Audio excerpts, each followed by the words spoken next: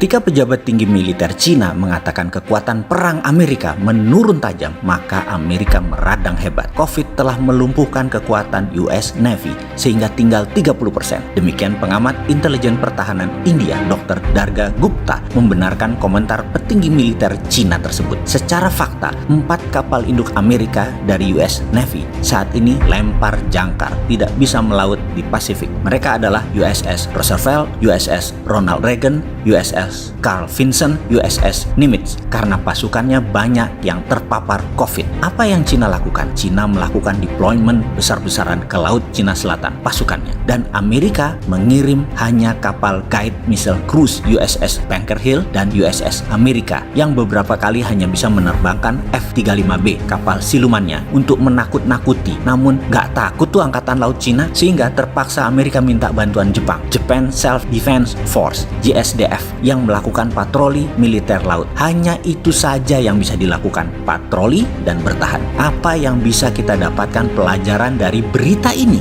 Berita ini masih hangat loh. Adakah yang melihat ini sebagai peluang?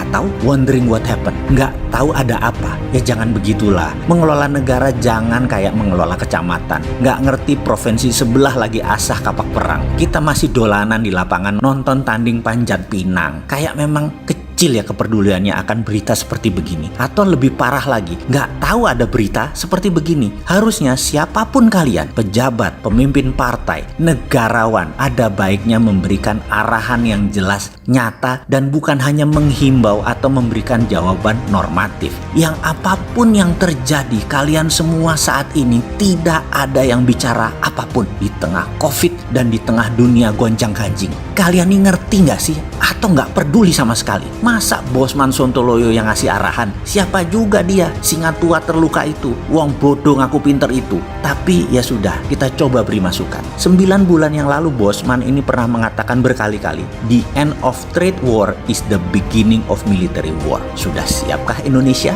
Begitu pertanyaan di ujung video naratif tersebut. Kita semua tahu informasi itu tak dianggap, dan sekarang perang menggunakan COVID-19.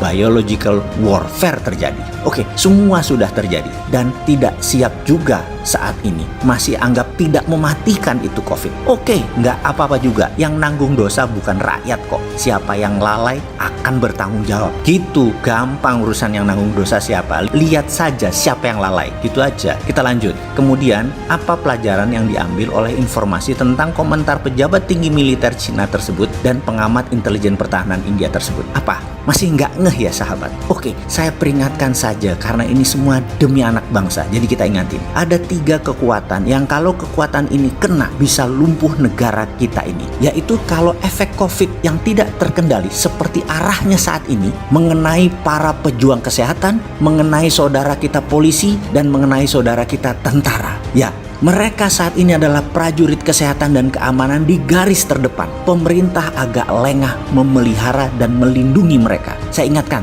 3 sendi tadi, kesehatan, pertahanan, dan keamanan, itu dilindungi pertama kali dan utama. Wahai pemimpin bangsa, kalau terpapar nanti 30.000 orang dan ternyata 10%-nya adalah dari 3 anggota keluarga kita tadi, maka keamanan, pertahanan, dan kesehatan kita akan jebol. Ini pesan yang harusnya pejabat tangkap dari pesan informasi tentang lemahnya pertahanan Amerika. Apa yang terjadi ketika kena critical mass penyebaran pandemi COVID-19 tadi di angka mencapai 100.000 dalam 2-3 bulan setelah 30.000 terpapar. Hal ini bisa mengakibatkan kelumpuhan keamanan nasional. Paham? Saya, kita semua sahabat, atas nama anak bangsa menjerit teriak keras saat ini dan semoga didengar. Lindungi 3 keluarga kita tersebut sekarang. Menyambung pertanyaan di awal. Lalu di mana peluangnya atas tindakan besar, yaitu deployment angkatan laut Cina yang sedang dihadang patroli Amerika dan Jepang itu? Saya tambah sedikit informasi yang baru saja masuk. Saat ini ada sejumlah aksi militer berbarengan di Selat Hormuz oleh Iran, Vladivostok oleh Rusia, Pyongyang oleh Korut. Nah,